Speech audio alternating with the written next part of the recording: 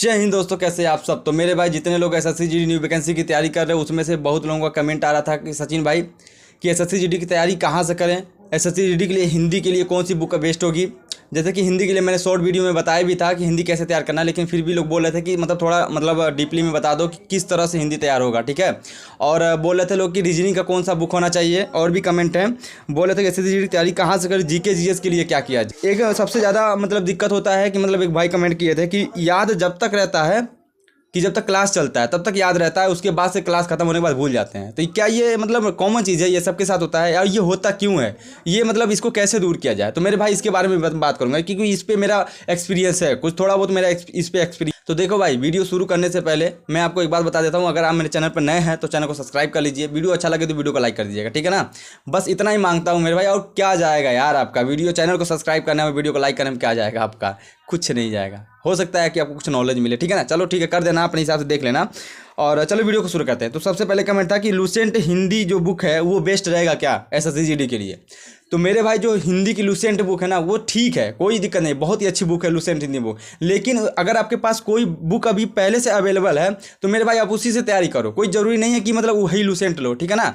ऐसा ज़रूरी नहीं है। अगर आपके पास आदित्य की है तो आप आदित्य के लो। देखो आदित्य पब्लिकेशन की बुक मेरे पास, तो आदित्य पब्लिकेशन की बुक ये है, ठीक है ना। ये मेरे पास आदित्य पब्लिकेशन की बुक है, लुसेंट की बुक भी है मेरे पास, लेकिन वो कोई और लग गया तैयारी कर रहा है। और भी मेरे पास हिंदी की बुक हैं जो अंकित सर निकाले थे, वो भी मेरे पास 2 बुक है हिंदी की, ठीक है ना। तो कुल मिला के अगर हिंदी की बुक आपके पास एक है, उसको पढ़ चुके हो, दो से 3 बार, जब तक नहीं पढ़ लो तब तक कोई और बुक मत खरीदो, ठीक है ना। कोई भी बुक आपके पास हो उसको कम से कम 2 से 3 बार तो आपको पढ़ना ही पड़ेगा, तभी जाके होगा, ठीक है ना। तो ये हो गया हिंदी बुक के लिए हो गया। अब देखो बहुत लोग पूछ रहे रीजनिंग का बुक कौन सा होना चाहिए। रीजनिंग देखो मेरे भाई कोई ज़रूरी नहीं है, लिमिटेड सिलेबस भी है एसएससी जीडी में, कोई बड़ा सिलेबस भी नहीं है। जीडी में क्या है, लिमिटेड सिलेबस है। तो जब लिमिटेड सिलेबस है तो आपको पढ़ने के लिए देखो सिर्फ प्रैक्टिस करो, और इतना आप मान के चलो ना कि अगर आप सिलेबस अपना यूट्यूब से सर्च करके क्लास देख के कर लेते हो तो मेरे भाई उसके बाद से आपको सिर्फ प्रैक्टिस करना है, ठीक है ना। लेकिन अगर आप ये चाहते हो कि कोई ऐसा बुक हो जो रीजनिंग का हो, और ऐसा बुक हो कि और भी वैकेंसी देख पाऊँ, तो मेरे भाई मास्टर रीजनिंग लेना, ठीक है। मेरे पास मास्टर रीजनिंग था, मैं दिखा नहीं पा रहा हूँ आपको क्योंकि वो मास्टर रीजनिंग एक मेरा दोस्त ले गया, वो तैयारी कर रहा है। उसमें क्या है, मास्टर रीजनिंग में हर एक टॉपिक दिया गया है, हर एक टॉपिक का जैसे टाइप्स वाइज क्वेश्चन दिए गए हैं, ठीक ना। लो टाइप्स, मीडियम टाइप्स और हार्ड टाइप्स, तो टाइप्स वाइज क्वेश्चन दिए गए हैं। लास्ट में उसमें दिया गया है मास्टर प्रश्नावली, उसमें सब मिक्स करके दिया गया है। तो आपको प्रैक्टिस करने के लिए ज़्यादा से ज़्यादा मिलेगा उसमें मास्टर प्रश्नावली, मास्टर रीजनिंग में, ठीक है ना। तो मास्टर रीजनिंग आप खरीद सकते हो। और दोस्तों देखो उसके बाद से कमेंट आ रहा था कि एसएससी जीडी की तैयारी कहाँ से करें, कौन सा ऐसा प्लेटफॉर्म है जो एसएससी जीडी की तैयारी हम लोग को बेस्ट करा सकता है। तो मेरे भाई देखो एसएससी जीडी के लिए मैं स्पेशल एसएससी जीडी की बात करूं तो RWA रोजगार विद अंकित, इनसे अच्छा कोई चैनल मुझे नहीं लगता है कि होगा एसएससी जीडी के लिए, ठीक है। क्योंकि देखो अब मैं आपको क्या बताऊं, सबका चैनल बेस्ट है, लेकिन मुझे जहां तक लगता है कि एसएससी जीडी के लिए अगर कोई अच्छा चैनल है तो RWA है मेरे भाई, ठीक है ना।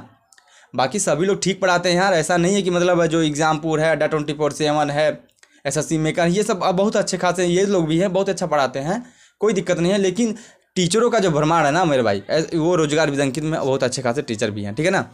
तो अगर आप कहीं और से पढ़ रहे हो तो पढ़ते रहो, लेकिन अगर आप शुरू कर रहे हो, आप कंफ्यूज हो कि कहाँ से पढ़ें, तो मेरे भाई मेरा सजेशन रहेगा कि आप रोजगार विद अंकित से पढ़ लो, ठीक है ना।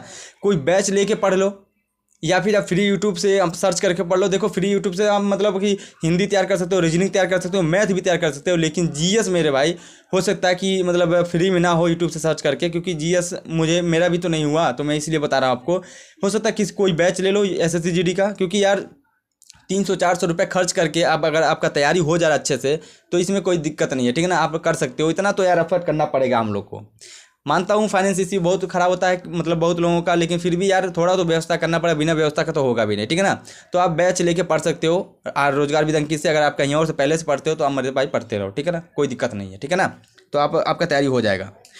अब बात करते हैं जीके जीएस के लिए क्या करें। देखो मेरे भाई जीके जीएस के लिए मैं आपको बता दूं, अगर आप कहीं से बैच लियो या फिर ऑफलाइन कोचिंग करते हो, कहीं जाते हो ऑनलाइन कोचिंग ज्वाइन की हो, तो जो पढ़ाते हैं उसको पढ़ो। लेकिन जब अगले दिन जाओ क्लास करने, अगले दिन का क्लास करो, तो मेरे भाई आप एक काम करना कि जो पीछे का पढ़े हो ये रिवीजन करके ही जाना। मैंने इतना दिन तक ऐसे जीके जीएस तैयार करा, इतना दिन हो गया मुझे, तो इसमें से मुझे एक बात का अनुभव हुआ कि जो रिवीजन है ना वही जीके जीएस का पावर है मेरे भाई। सिर्फ रिवीजन ही जीके जीएस तैयार कर सकता है, लेकिन कोई करता नहीं है रिवीजन। मतलब कि देखो हम लोग क्या है, हम लोग रिवीजन नहीं करते, हम लोग सोचते थे कि एक ही दिन में सब कुछ पढ़ लें, जो टॉपिक पढ़े वो एक ही दिन में याद हो जाए। ऐसा कभी नहीं होगा, जो आप पढ़ रहे हो एक दिन में याद नहीं होगा, ठीक है ना। हो सकता है कि 3 दिन 4 दिन, एक हफ्ते या फिर 1 महीने तक लग जाए जो आप पढ़ रहे हो उसको याद करने में। क्योंकि जब रिवीजन करोगे ना, पीछे का रिवीजन करते चलोगे तभी जाके आपका आगे का रिवीजन, तो आगे का पढ़ते जाओगे, पीछे का सब कुछ भूलते जाओगे। तो ऐसा नहीं करना है, ठीक है ना।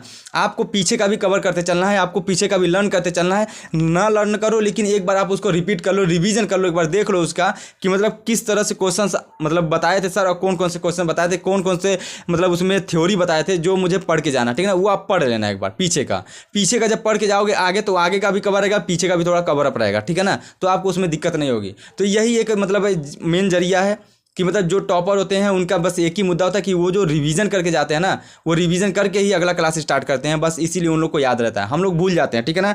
और देखो याद जब तक रहता है, जब तक क्लास चलता है, नहीं तो हम लोग भूल जाते हैं। ये जो बात है, ये बात इसीलिए है, ठीक है ना। हम लोग रिवीजन नहीं करते हैं। अरे याद एक दिन में तो होगा नहीं, ये तो सबके साथ है कि मतलब आप पढ़ रहे हो तो भूल जाओगे, ये सबके साथ होता है। ऐसा नहीं है कि कोई बहुत बड़ा टॉपर है वो नहीं भूलता है, उसको तो एक बार जो पढ़ लेता है याद हो जाता है, ऐसा नहीं है मेरे भाई। आप भी भूलते हो, मैं भी भूलता हूँ, और जो टॉपर है वो भी भूल जाता है, ठीक है ना। तो वो टॉपर क्या करता है, फिर अगले दिन उसको कवर कर लेता है, मतलब जो फिर पीछे का पढ़ा है उसको कवर कर लेता है। हम लोग नहीं करते, हम लोग रिवीजन नहीं करते हैं, तो इसीलिए हम लोग का याद नहीं रहता है। तो ऐसा नहीं करना है, ठीक है ना। जो आप पीछे का पढ़ चुके हो, अगर आप भूलते हो बार बार, तो उसको आप रिवीजन कर लो। रिवीजन करने के बाद ही आप जो अगला क्लास है उसको स्टार्ट करना, ठीक है ना। तो आप देखो इस तरह से अगर आप करते हो, मुश्किल से 1 से 2 महीने करोगे तो आपको कॉन्फिडेंस मतलब ज़्यादा आ जाएगा, मतलब आपको ज़्यादा कॉन्फिडेंस हो जाएगा कि मतलब मेरा जो है वो तैयार हो रहा है, जो कुछ पढ़ रहा है वो तैयार हो रहा है। तो इस तरह से करो मेरे भाई, ठीक है ना। अब मैथ के लिए देखो, मैथ के लिए मैं आपको बता दूं, मैथ जो है प्रैक्टिस पे होता है। कोई भी क्लास करते हो, कोई भी क्लास कर रहे हो, तो उसका आप बुक से प्रैक्टिस करो, बिना बुक्स से नहीं होगा। बुक्स से प्रैक्टिस करो या फिर मॉक टेस्ट लगाओ, इस तरह से आप लगाओ, मॉक टेस्ट लगाओ, प्रैक्टिस लगाओ, प्रीवियस क्वेश्चन लगाओ, प्रीवियस क्वेश्चन के सेट लगाओ, या फिर आप बुक्स से सेट लगाओ। टारगेट बनाओ कि मुझे इस टॉपिक का आज इतने क्वेश्चन लगाने, 100 क्वेश्चन लगाने, 70 क्वेश्चन लगाने हैं। टारगेट बना के जब लगाओगे तो मैथ तैयार होगा, नहीं तो मैथ ऐसे तैयार नहीं होगा, ठीक है ना। मैथ इस तरह से आप तैयार करो कि जो भी क्लास करते हो, जिस टाइप के जिस टॉपिक का क्वेश्चन आप लगाते हो जिस दिन में, तो याद रखो अगले दिन आप एक टारगेट बनाओ कि मैं जब अगला क्लास करूंगा तो उससे पहले मैं कुछ क्वेश्चन लगा के तब अगला क्लास करूंगा, जिससे कि जो पीछे का पढ़ चुका हूं वो सब भी मुझे याद रहे कि मतलब किस तरह के क्वेश्चन आते हैं, क्यों कौन कौन से फार्मूलेस होते हैं, ठीक है ना। तो इस तरह से तैयार करो। और मेरे भाई देखो, बहुत सारी कोचिंग में ऐसा होता है ना कि मतलब जो सर पढ़ाते हैं, पढ़ाते पढ़ाते क्या करते हैं, ऑफलाइन कोचिंग की बात करें, ऑनलाइन में तो नहीं होता है। ऑनलाइन में सब लोग सीरीज वाइज पढ़ाते हैं, लेकिन ऑफलाइन कोचिंग में क्या होता है कि शुरू में नंबर सिस्टम सिंप्लीफिकेशन पढ़ा दिए, उसके बाद मेंसुरेशन चालू कर दिए। तो जो ये करते हैं ना, ये बिल्कुल गलत चीज़ है यार, ऐसा नहीं होता है। पहले आप नंबर सिस्टम पढ़े, नंबर से सिंप्लीफिकेशन पढ़े, शॉर्ट एंड इंस्टेंस पढ़े, मतलब कि घातांक करड़ी पढ़े, रेशियो प्रोपोर्शन पढ़ लिए, परसेंटेज पढ़ लिए, और मतलब जो छोटे छोटे चैप्टर हैं वो सब पढ़ लिए। उसके बाद से लास्ट में आपका मेंसुरेशन चालू करोगे तो आपको सब कुछ मतलब दिमाग में बैठेगा। शुरू में ही आप नंबर सिस्टम सिंप्लीफिकेशन पढ़ने के बाद मेंसुरेशन स्टार्ट कर दोगे तो ऐसा नहीं है कि मतलब आपको याद हो जाएगा, आपको मतलब सारे फार्मूले से याद हो जाएंगे। उतना आपका दिमाग इंक्रीज ही नहीं हुआ अभी तक। तो जो छोटा छोटा चैप्टर है उसको पढ़ते जाओगे, दिमाग जब इंक्रीज हो जाएगा उसके बाद मेंसुरेशन भी आप आराम से लगा लोगे। तो इस तरह से तैयारी करो मेरे भाई। और देखो वैकेंसीज कब आएंगी कब नहीं आएंगी इसके पीछे मत भागो, ठीक है ना। जिसके पीछे भागोगे ना यार, तो ना तैयारी कर पाओगे ना कुछ। जो लोग इसके पीछे भागना कि नहीं वैकेंसी आ गई तभी तैयारी करेंगे, तो याद रखना उनका सिलेक्शन कभी नहीं होगा। हम लोग देखो वैकेंसी आने के पहले भी पढ़ते हैं, लेकिन अभी भी यहीं पे है, नहीं सिलेक्शन हो रहा है।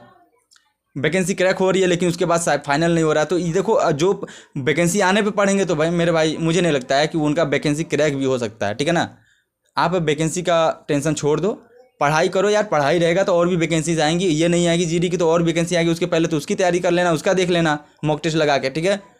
जब एसएससी जीडी का आगे जाएगी तो उसका देख लेना यार, बस सिंपल सी बात है।